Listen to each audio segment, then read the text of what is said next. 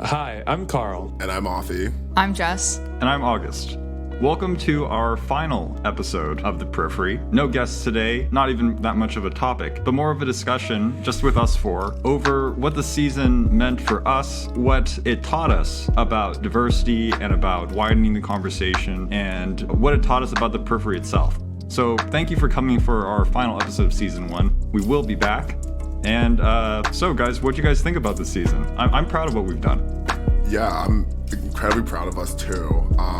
And, we started this idea with some frustration at the fact that there was a lack of broader conversations happening with these tech issues that affect all of our lives.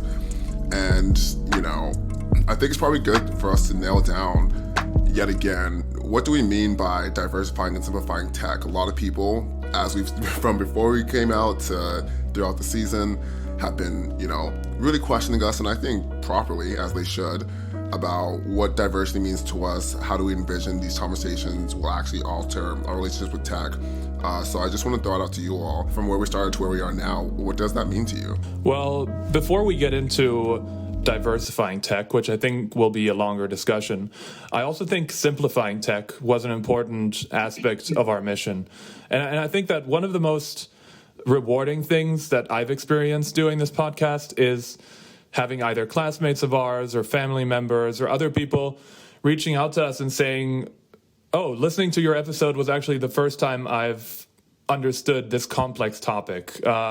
We got some feedback, especially regarding the blockchain episode, for example, that this was the first time one of our classmates had come to understand crypto.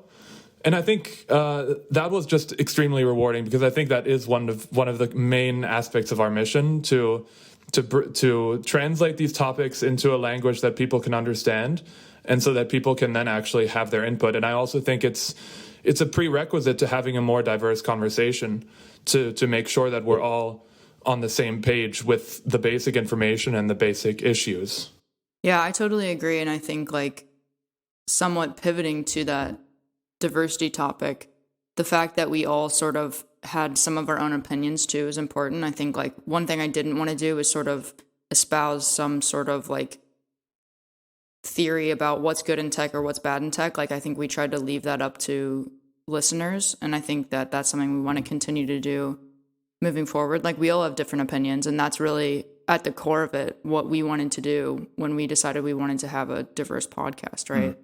Yeah, I agree with what we've all said so far. I think just as much as the future of the tech industry itself is incredibly hard to predict and unexpected events happen all the time, I've come to realize that diversity is so complex, and that the different facets of our experiences today can become so differentiated in unexpected ways and on different dimensions, that I think that we have adopted something of a pragmatic approach to diversity. That there's no ideal set of hosts or guests that is the kind of set that you can lock in place as thoroughly and most ideally representative. That, in fact, you're always going to be bringing in societal biases. And so you've constantly mix it up. I think that's something that we learned both, we felt intuitively, and we learned it the hard way in this season. And part of this brings me back to the mission. In the middle of this season, we decided that we need to write down what it is that really anchors us and drives us, because we're a really, really value-driven podcast. But we realized that unless we have some more clarity or development of those beliefs and keeping track of them, we would lose that value-driven thrust of the podcast, of this mission. And one thing that we said in that mission statement that we haven't released or shared, we still are working on it, is that it'll drop in season 2. Yeah. But we said, of course, we sit in a cloistered and uncommon position in a university that doesn't just sit literally at the innovative center, but created it. And it couldn't have been any other way. Without the information we can access at Stanford, the wall, meaning the wall between the core of tech and innovation and policy and all the people that it affects, would have remained seemingly unscalable.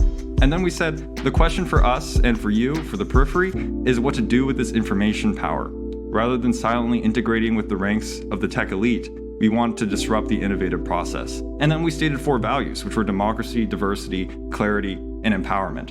And we had this political idea that by creating a platform for democratizing access, by creating a toolbox for people using the position that we do happen to be in, we can inject these valuable and marginalized ideas into the innovative ecosystem of Silicon Valley and of tech policymaking in this country. I'm wondering whether you guys think that this mission is realistic, good, whether maybe it was too broad. Is this something a podcast can even do? I think it's an ambitious mission, but ultimately, it's very Silicon Valley in a way, because I think when you said we're a value-driven podcast, I could easily see some other startup saying, well, we're a value-driven startup. And I do think you're also right in pointing out the danger of deviating from those values as you grow as an organization. We're still very much in the beginning of our development here. It's the four of us, and it's Finley, and we're creating this content. All the founders are still involved in this quote-unquote startup. So we are actually still pretty close to the values, but we're already seeing that sometimes, whether by virtue of just not paying attention to our mission or other pressures, it's easy to diverge from that mission. And so even now, I think it's good for us to have this final episode as we close out season 1, even just reflecting on our own values. But I don't think the mission is too broad or too ambitious. And also what I think is interesting, and something we've talked about in the past, is the fact that I think our mission is actually quite innovative in its own sense. And here we have this dual meaning of being on the periphery. On the one hand, being on the margins of the conversation, wanting to have an input, wanting to bring marginalized voices into the conversation, but then also on the edge and innovative. And the fact that if we can disrupt the conversation, then we can also have an impact on changing the industry. And I think a lot of, again, going back to the startups, a lot of startups start out with this kind of disruptive mission. They're different, their business model, no one expects it to work. And then it actually does work, and it disrupts and it innovates. And so I think there are some parallels there. I mean, just on my end, I feel like in many ways we've already kind of accomplished our goal, at least started to. I remember when we first started, as we've developed our ideas, we only had a kind of a margin-looking view of the periphery, which is, anything that we've ever enjoyed has come from the margins. It's been on the edge, not unlike we are. And I think about this one comment we got with Jess. You were talking about how your family back home was talking about how this is the first time they understood cloud computing. A lot of my family here, this is the first time they understood blockchain and cryptocurrency. And when I was in Michigan, they were investing and they were going to their friends and they're talking about Ethereum and teaching me things. And here I am. I didn't understand blockchain before this season. And now I feel empowered. So even just on a kind of more selfish individual level, there is this empowerment happening. I think just when we do simplify these issues, where my uncle, he is the biggest crypto guy ever now. He's talking, he's on Coinbase, he's tweeting about it. And that's a very small level, but it really goes to show the power of when you take these issues and you break them down to, the true simple nature of them. You don't need to put them in jargon. You don't need to put them in, fiat currency terms or whatever to have an understanding of what the actual implications are. How does it affect your life? And how can you actually get involved with those policy questions, with those social questions? Because, I like to say that we're not really a tech podcast. We're a society and culture podcast that is disguised as a tech podcast. And I think that's just tech. So many times we're hearing tech stories, but these are not tech issues. When we see algorithmic bias, what's underlying that is the data from real life. When we talk about broken conversations, we have a tough time having conversations in person across, different viewpoints today, offline, not just online. And so the more I've dived into these, quote unquote tech issues, that yes, of course, tech does have a role in exacerbating and perhaps, as we went with the Shannon interview, maybe merging and building consensus. It's not really a tech, it's a human problem. These are human problems. And because they're human problems, every single person should be involved. Every single person should have an opinion on how we are transacting with each other. Everyone should have an opinion on how we build trust with the information that we receive, because sometimes you receive it from Facebook and sometimes it's really great information. A lot of people found us from Facebook. and I think we're great information. And sometimes you receive information from your Uncle Joe, who maybe is not so reliable, but you still trust it. And those aren't tech issues. Those are us issues. Those are people issues. Yeah, I think that plays into partly like why our different academic backgrounds is helpful, and sometimes like convergent academic backgrounds has been helpful, because I totally agree that, I mean, while it's cool that people might know like more technical jargon now, and that's important, and maybe they can like maintain a conversation with like some techie, it's also more so about like using, like we always talked about building new frameworks, right? And like trying to understand these technical issues through the lens of sociology or politics or philosophy. And I think like the thing about tech is that it changes all the time. So for you to understand what cloud computing is right now doesn't mean that you're going to understand it 2 years from now, but hopefully thinking about these issues and being curious about these issues empowers you to sort of maintain this sort of curious look towards technology and the tech sector generally. I've been reading this book that came out this year called Atlas of AI by Kate Crawford. And the reason why it's called Atlas of AI is because she uses the idea of an atlas, this kind of an encyclopedic resource, but it's structured in a way that allows you to zoom in and zoom out very quickly to observe phenomena from multiple different kinds of perspectives. It gives you a specific kind of control over space and time regarding a specific kind of thing. And she does it for AI because she's talking about how to look at AI, you've got to go all the way back to the metals in the earth, and then the people who run the machine, and all the way down to its other planetary effects on our social world and biases. And that kind of got me thinking, the metaphor of an atlas, that I think that that's kind of a periphery goal as well, which is tech is not our home. I wouldn't call ourselves a thoroughly, just another Silicon Valley podcast. Not because, that's boring, not just because it's boring, but also because we are a bit different, because we recognize that this Atlas view, looking at tech fully, is just so important for real, healthy democratic decision making. And I think that really, if we take Kate Crawford's metaphor there, I think that kind of captures all those different aspects of our mission. And I think it captures an ambition that we can take forward also into season 2, season 3, however long we end up doing this podcast. And season 25. Because the Atlas, what we've done now is we've had episodes on a lot of different topics that are foundational to today's tech industry, whether it be cryptocurrency or artificial intelligence or antitrust. So we've done all of these topics, but each one of these topics is substantial enough for an entire season. So we could do an entire season on blockchain. We could do an entire season on antitrust. And one thing that I think we are trying to reconcile while doing this podcast is the fact that we want to go into greater depth, which we will be doing in these coming seasons. But we do also want to serve a broad audience. Not everyone is interested in blockchain. Not everyone is interested in antitrust.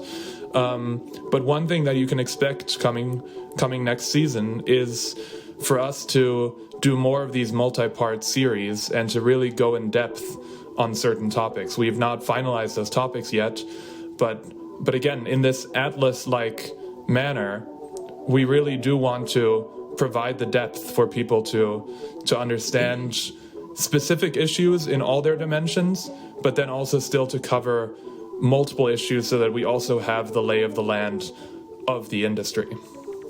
And to the point of, diving into these issues, part of that is really stepping outside of the technologist view of it. I'm in this content moderation class, and my professor had an essay talking about some of the technical issues with some solutions to, online discourse. And then she was like, I would love to talk to a sociologist. I would love to talk to an activist. I would love to talk to all these different stakeholders in online discourse who have different perspectives, different experiences online. And she was a bit, she expressed the frustration herself in the essay. There are not that many platforms to get those perspectives. And I think part of that is because people view a deep dive of tech as talking more about zeros and ones than about, every piece of that technology. You can only get so deep into the actual tech of the blockchain, but you can maybe make 50 seasons on what the blockchain is, NFTs, then you can talk to artists, you go into you can talk to bankers, you can talk to the Securities and Exchange commissioners and all these different stakeholders. That's the blockchain, that's a deep dive. So while we do want to go in depth is not necessarily this teaching you exactly how to think about blockchain. It's more so how do we actually live with blockchain, because whether or not you are creating or mining, you're still probably going to transact. I'm calling it. Everyone's probably going to be transacting with cryptocurrencies at some point. And that's not just a technologist's issue. And you can only really understand that when you dive deeply. One of my favorite moments this season was the exchange between Kai Sheffield and August as two sociologists talking about trust and how that relates to Bitcoin and the blockchain. I thought that was one of my favorite moments. And actually, talking to Kai, I found really inspirational for the very reason that he recognized the value of a sociology degree and a humanities degree, and how it can really shape someone's understanding and help them interact in a responsible manner with these technologies. And speaking of favorite moments, I just want to point out, I love that moment too, because what we were doing in that moment was in depth, but it wasn't like we were trying to go microscopic. We weren't looking at how every block in the blockchain works. We weren't trying to do that. What we were doing was we were being multidimensional. Block by block analysis. Right. So when we talk about in depth, we're talking about layers, not like zooming in as much as we can to different elements. I think all of my favorite moments have been about introducing a new layer or a new aspect to a problem that we thought we knew all four corners of. Like one of my favorite moments was when in the religion episode, we talked about the idea of using emotion as a metric for evaluating AI. By that meaning using people's emotional responses to AI, how they feel about it. As one metric for success, for validity, maybe we can have like a mental health criteria in terms of how well certain algorithms perform for us. That kind of idea got me thinking about how we can introduce different concepts from psychology and social psychology into tech and tech policy. And those kinds of moments, I think, are truly periphery moments. Another word for an edge is where two different things meet, and we are bringing together different disciplines, different ideas, kind of like pirates, invading different disciplines, taking what we need, and then leaving. I have so many favorite moments. I feel like mine is just every time someone agreed to come on. It was, honestly, it's just very affirming to see people eager to listen. Actually, no, my favorite moment is every time someone who listened gave me their input and feedback, because every time I learned something about ourselves and our own project, but also about the issues we talk about, and every time it just really kind of underscored the fact that our relationship with tech really can be everything we want out of it. We just need a little bit more effort at understanding and perspective, which is such a cop-out answer, but Yeah, I think that my favorite like meeting or whatever, which was not actually recorded, is when we were like drafting our mission statement, and we all sort of were like leaning over the computer, like changing every other word and like debating about like some of the subconscious implications of what we were saying. And it was nice to sort of realize that it's just too much to try to tie down what we're doing this early. It's made me feel like we sort of have room to grow and room to explore. We do have those values, I think, that we want to keep at the forefront, but we're also just kind of nerdy about all of these topics. So we're probably going to stumble around in the dark a little bit about, cool. Like, is anybody asking for a simulation episode? No. Are we going to do it? Yeah. Oh, yeah. That's what we want to do. So I think that we take these topics seriously, but we don't take ourselves too seriously. I think that's really important, because that's the best place to learn from. So, on that note, where do you all want to take season 2, 2022? Where's Periphery going? To the moon. To the moon. I have ambitious goals. One of my biggest goals, and if anyone's listening and who likes to support us and help us out, I love to host a conference where we really get more than just us talking. I want people responding to us. I want people engaging with us, and I want to give the mic over to other people more often. I'd like to find a studio. I'm like sitting in a hallway right now. Sometimes it's a struggle. But more seriously, I'd like to have some professional philosophers on. I've got some people in mind. Martha Nussbaum, I'm looking at you. So If you're listening, we'll do some research, but I think to round out those conversations, it'd be really cool. I agree. We should have philosophers. We should have a convention that would radically open up the conversation and capture this podcast mission. I think, and I've kind of mentioned this throughout, is as much as we are about these values that we've discussed, we're kind of creating a product here, and a part of that value of the product is actually developing and pushing ideas forward, not just finding what's new and cutting edge or different, but creating those ideas ourselves. How do you do that? And how do you find a way to create ideas that are novel and interesting, but not so far out that they're not relevant to people's lives? And how do you find the threads that are most relevant and that will touch most people? And then how do you claim those ideas for your own or take them further, maybe with the help of our guests? We have this pantheon of guests that we're developing. How can we use that, leverage that, create ideas together? That's what I'm looking at towards season 2, although that's pretty vague. But I think that we can become so much more intellectually active now that we've laid this foundation. My main ambition for next year is to get into the data privacy property security class. And I think because I just applied for it, hopefully it'll work out for me this time. And I think based on the knowledge that I would gain from that class, I think we can really start having these in-depth conversations. I can become a better podcast host. And based on those conversations, I think we can really start taking this podcast to the next level. And Carl, you'll be finally on our level. Finally. Carl, the note unit awful is taking the Periphery to the moon and becoming a better podcast host. I agree.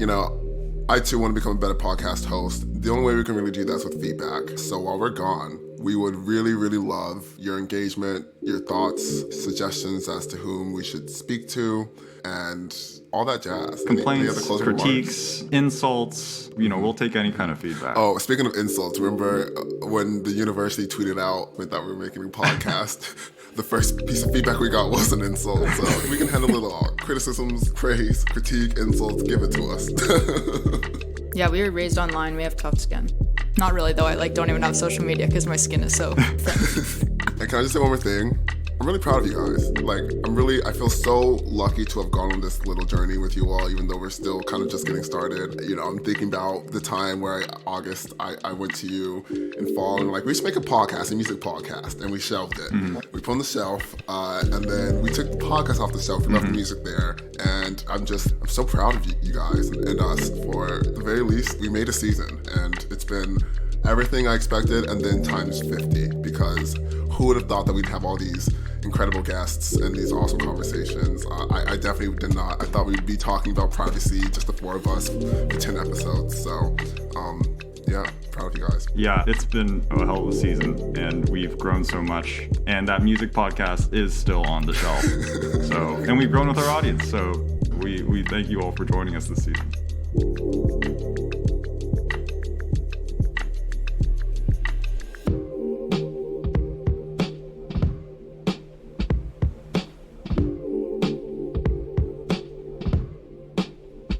Hey guys, just wanted to thank you for joining our conversation today. And if you liked what you heard, I hope that you'll subscribe wherever you're listening to us now. And if you feel so inclined and you feel like you really believe in this mission, then we could also use the support on Patreon. Please, it's not cheap to make these episodes. Yeah, we've got a great sound producer, Finley. Shout out Finley, who does some great work. But yeah, we live on student loans. So if you don't live on student loans, feel free to contribute. And if you can't contribute, we really appreciate you still showing up. But spread the word. We're on Instagram at the Periphery Podcast. We're on Twitter, the Periphery Pod. So if you want to retweet us, put us on your stories. Yes, please join the conversation. See you guys next week.